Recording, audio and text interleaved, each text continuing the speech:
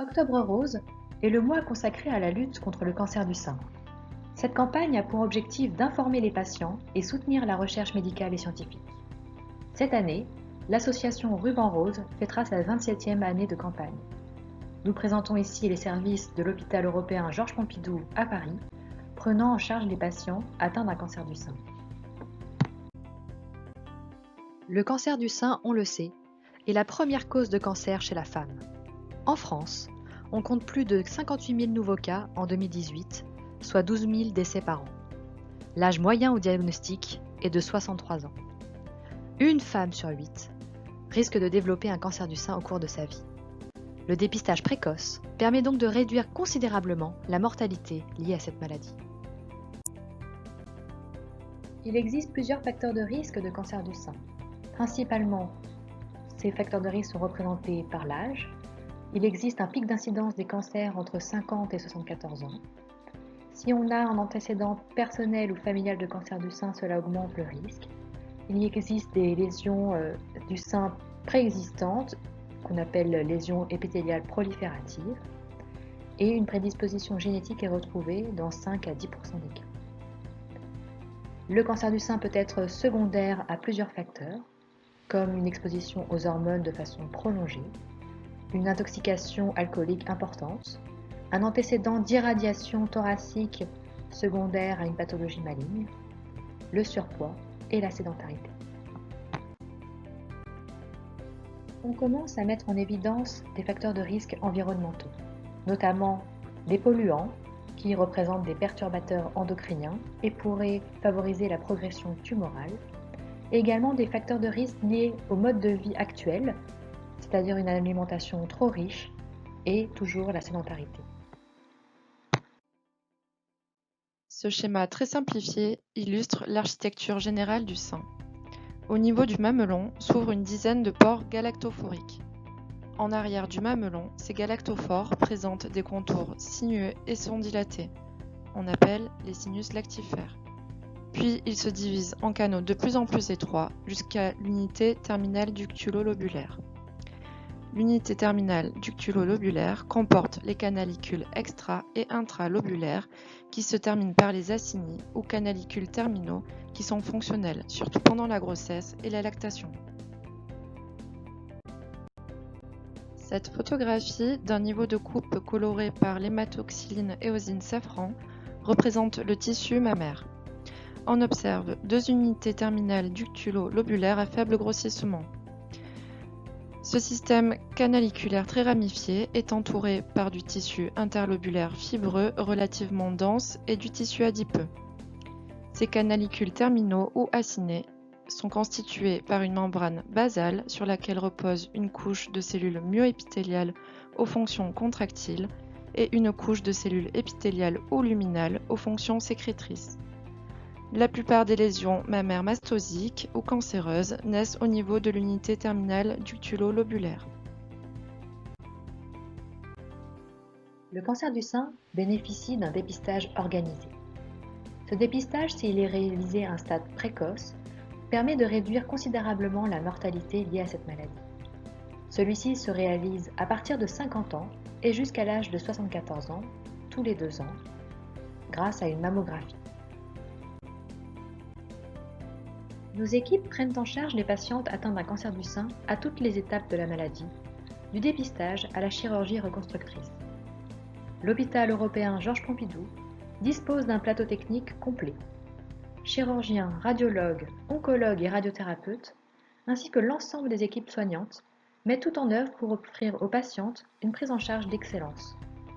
Nous collaborons également avec le service de chirurgie plastique afin de proposer toutes les techniques de reconstruction mammaire. Nous avons mis en place une consultation conjointe, 3 jours par semaine, organisée avec les radiologues, appelée consultation express-sein.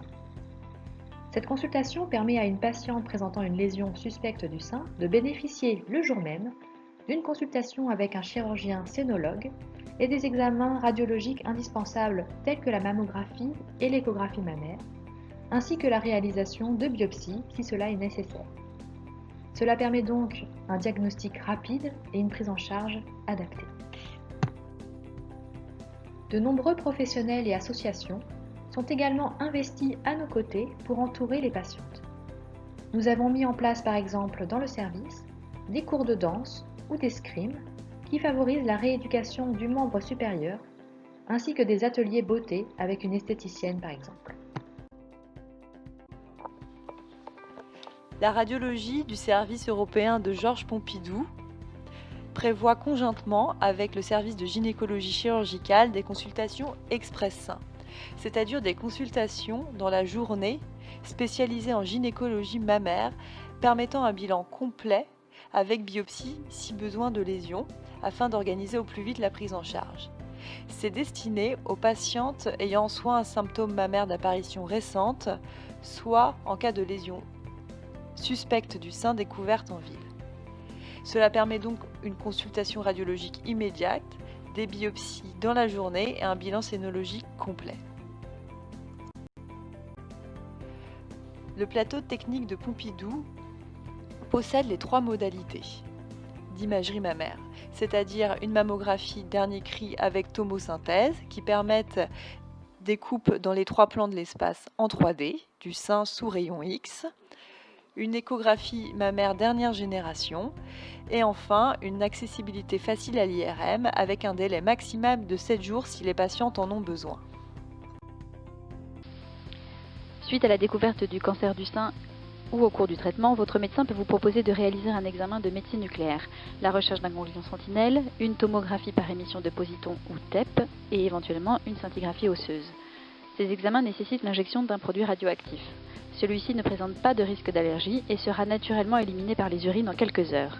L'irradiation délivrée à l'occasion de ces examens reste faible de l'ordre des examens de radiologie. Le ganglion sentinelle. Cet examen est réalisé la veille ou le jour de la chirurgie. Il permet d'aider le chirurgien à trouver le premier ganglion qui dépend du sein, appelé sentinelle. Le médecin nucléaire injecte un produit radioactif dans le sein. Des images peuvent être réalisées 1 heure après l'injection. Au bloc opératoire, le chirurgien le repère à l'aide d'une sonde, l'enlève et l'envoie au laboratoire. C'est l'analyse par le médecin anatomopathologiste qui déterminera la présence ou non de cellules cancéreuses dans ce ganglion, ce qui influera la suite de la chirurgie. Le TEP scanner permet de visualiser la plupart des tumeurs, peu importe où elles se situent. Cet examen, qui nécessite d'être à jeun, est réalisé après l'administration de glucose marqué avec un produit radioactif. Les images sont réalisées 1 heure après l'injection, temps nécessaire au produit pour être capté par les cellules cancéreuses. La machine utilisée pour ces images est semblable au scanner de radiologie. L'anneau est ouvert et la machine ne fait pas de bruit, mais l'acquisition est plus longue, environ 20 minutes. Enfin, une scintigraphie osseuse peut être réalisée à la recherche d'éventuelles métastases osseuses liées au cancer du sein. L'équipe chirurgicale est formée aux techniques d'oncoplastie favorisant les traitements conservateurs du sein, c'est-à-dire l'ablation de la tumeur en conservant le sein. L'objectif étant de diminuer les séquelles esthétiques dues à la chirurgie. Nous offrons aux patientes la possibilité de bénéficier de techniques innovantes telles que l'utilisation de la fluorescence pour la détection du ganglion sentinelle.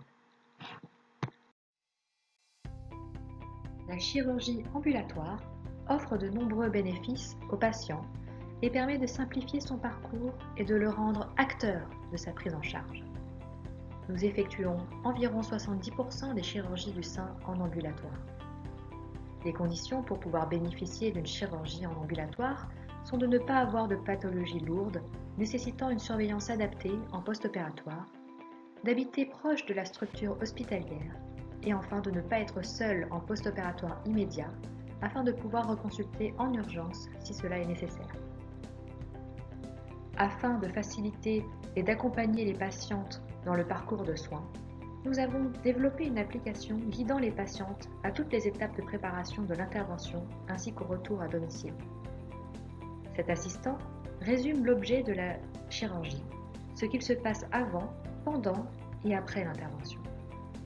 Au retour à domicile, l'assistant peut répondre aux questions que se posent fréquemment les patientes après la chirurgie. En cas d'urgence, tous les numéros d'appel sont bien indiqués. Notre objectif, réduire l'anxiété et accompagner les patients. Le service de chirurgie plastique et reconstructrice de l'HGP travaille en étroite collaboration avec les chirurgiens gynécologues pour assurer une reconstruction du sein articulée autour de la prise en charge du cancer. Cette stratégie repose sur 3 techniques principales. L'utilisation d'implants ou de tissus autologues appelés lambeaux qui correspondent à la greffe de peau et de tissus sous-cutanés provenant de la patiente elle-même. Dans certains cas, on peut associer ces 2 techniques et même avoir recours à des techniques utilisant le prélèvement et la réinjection de graisse au niveau des seins reconstruits. Une fois le volume et le galbe du sein reconstruits, l'aréole peut être redessinée par l'utilisation d'une greffe de peau ou d'un tatouage. Le relief du mamelon peut être reconstruit par un lambeau local. L'expertise de notre service repose en particulier sur une méthode de lambeau libre, appelée DIEP, utilisant l'excès de peau et de tissu graisseux situé à la partie inférieure de la paroi abdominale. Cette technique permet un résultat esthétique particulièrement intéressant avec l'avantage d'un rendu naturel évolutif tout en corrigeant la silhouette abdominale. Il est par ailleurs possible de réaliser la reconstruction d'un ou des 2 seins, en particulier pour la reconstruction après mastectomie bilatérale proposée à titre préventif pour les patientes présentant une prédisposition familiale au cancer. Toutes ces solutions sont à discuter avec vous pour proposer à chaque patiente la technique la plus adaptée à sa demande. Nous sommes donc à votre entière disposition pour vous recevoir en consultation et vous informer. Que peut-on dire sur les traitements médicaux des cancers? Les traitements médicaux des cancers sont les chimiothérapies, l'hormonothérapie, mais aussi des thérapies ciblées, notamment des anticorps comme le trastuzumab ou Herceptine. Pour proposer ces traitements de façon pertinente et reproductible, il y a des collaborations entre tous les experts impliqués dans le traitement du cancer du sein à l'assistance publique Hôpitaux de Paris. Ces collaborations ont notamment permis d'élaborer des référentiels, et voilà ici le référentiel cancer du sein qui est disponible en ligne. Que se passe-t-il quand on sort du cadre des référentiels? Eh bien, l'hôpital européen Georges Pompidou AP-HP utilise des méthodes innovantes qui permettent d'établir le pronostic du cancer de la patiente ou du patient et de déterminer si un patient ou une patiente doit bénéficier de chimiothérapie. Pour cela, on utilise ici des tests de biologie moléculaire, par exemple l'Oncotype DX, qui permet de calculer un risque de récidive, et il va dire au final si ce risque est bas ou pas, et c'est donc au final un outil pour l'aide au choix des traitements de chimiothérapie. D'autres tests de biologie moléculaire sont utilisés, comme par exemple l'EndoPredict. Alors voilà un exemple. Ici, chez cette patiente, le test donne un score de 10, avec une probabilité de récidive qui est faible, et donc au final à droite, il n'y a pas de bénéfice apparent à faire une chimiothérapie, et chez cette patiente, on ne réalisera pas de chimiothérapie. L'hôpital européen Georges Pompidou AP-HP est un acteur majeur dans la recherche dans le cancer du sein. En effet, plusieurs médecins du Centre expert cancer du sein de l'HEGP sont aussi des chercheurs qui travaillent à l'Université de Paris et à l'INSERM. Notre mission est de proposer aux patients ou aux patientes volontaires des essais cliniques afin d'être à la pointe de l'innovation, et cela quel que soit le type et l'état d'avancement de la maladie cancéreuse. À titre d'exemple, en octobre 2020, je vais vous présenter les essais cliniques en cours dans notre centre. Pour les tumeurs hormonosensibles et avant la chirurgie, donc en situation néoadjuvante, nous proposons un essai clinique avec une immunothérapie, le nivolumab. Pour ces tumeurs hormonosensibles, mais après la chirurgie, donc en situation adjuvante, nous proposons un essai pour améliorer l'efficacité de l'hormonothérapie avec une molécule orale, le ribociclib. pour les tumeurs qui surexpriment l'HER2 et qui donc sont sensibles à l'herceptine, nous proposons là aussi après la chirurgie, pour les tumeurs à haut risque, un essai avec une molécule innovante, le trastuzumab deruxtecan. Pour les tumeurs plus avancées, en situation métastatique et pour les triples négatives, nous proposons un essai d'association avec une immunothérapie, l'atezolizumab et une molécule qui vise la vascularisation, le bevacizumab. Et pour les tumeurs à des stades plus avancés encore, un essai avec une immunothérapie dans les cancers du sein qui sont situés préférentiellement sur l'os avec le zentuximab, et pour les tumeurs hormonosensibles, un essai de prolongation d'une molécule orale, le palbociclib. Voilà un peu le panel des essais cliniques qu'on peut proposer en ce moment à l'hôpital européen Georges Pompidou. Un grand nombre de patientes qui sont prises en charge pour un cancer du sein vont avoir de la radiothérapie dans leur prise en charge. Le principe de la radiothérapie, très schématiquement, c'est d'utiliser des rayonnements ionisants qui vont détruire les cellules cancéreuses en créant des lésions sur leur ADN. Donc, il s'agit d'un traitement local puisque ces rayonnements sont dirigés directement vers la zone à traiter, tout en protégeant bien sûr les organes à risque et tissus sains avoisinants. Quand elle est indiquée, elle intervient quelques semaines après la chirurgie et c'est un traitement qui est purement préventif, dont le but est de diminuer le risque de récidive locale et en diminuant le risque de récidive locale, d'améliorer la survie globale des patientes. Ces radiations ionisantes sont produites par des machines qu'on appelle les accélérateurs linéaires de particules. Très simplement, des électrons sont accélérés, puis viennent taper une cible en carbone, ce qui permet d'arracher électrons et photons. Ces électrons et photons vont constituer le faisceau, qui va ensuite être déformé via des collimateurs pour s'adapter au mieux à la zone à traiter, puis le faisceau est dirigé vers la patiente qui est installée sur la table de traitement.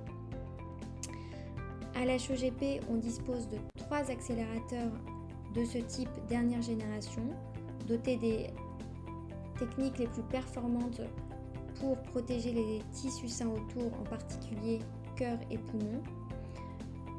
On a également un CyberKnife qui est une machine dédiée à une radiothérapie beaucoup plus ciblée. Et enfin, un 4e accélérateur est en cours d'installation cette année.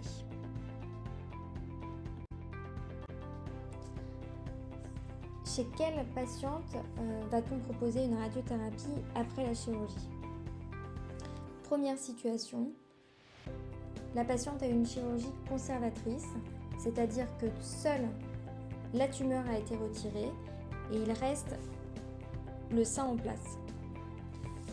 Dans cette situation, qui est la plus fréquente, la radiothérapie du sein restant est systématique. En plus, en fonction de certains facteurs de risque d'agressivité et de l'âge de la patiente notamment, on pourra proposer quelques séances supplémentaires au niveau du lit opératoire.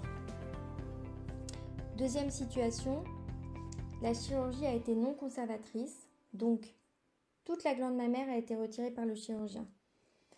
Dans cette situation, la radiothérapie n'est pas systématique, mais en fonction de certains facteurs de risque d'agressivité de la tumeur, on pourra proposer une irradiation de la paroi thoracique restante. Enfin, s'il y a une atteinte ganglionnaire, notamment au niveau du ganglion sentinelle, là, il y a une indication à irradier l'ensemble des aires ganglionnaires de drainage de la glande mammaire.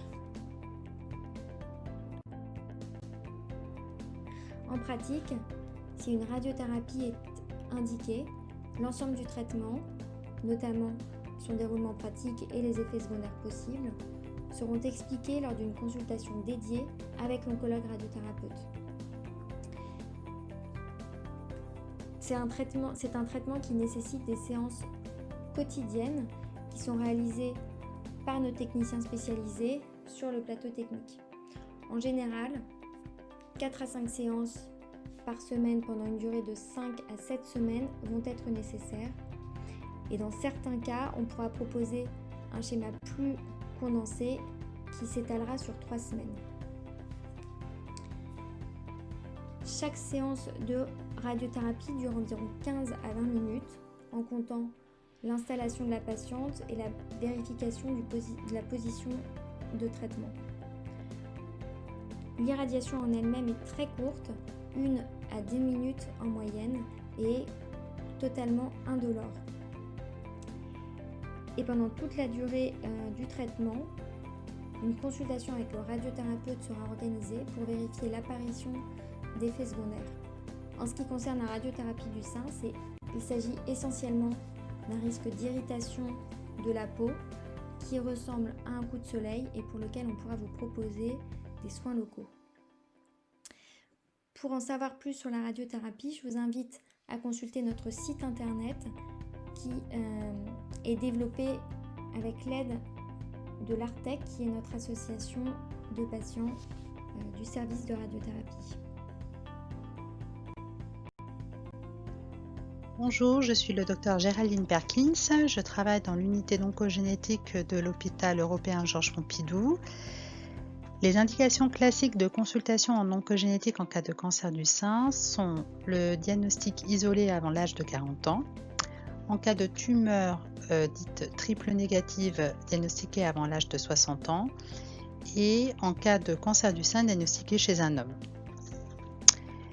En cas d'antécédent familial au premier degré ou au deuxième degré si transmission par un homme de cancer du sein, cancer de l'ovaire, cancer de prostate ou cancer du pancréas, une indication peut être obtenue, décidée lors de la consultation avec le patient.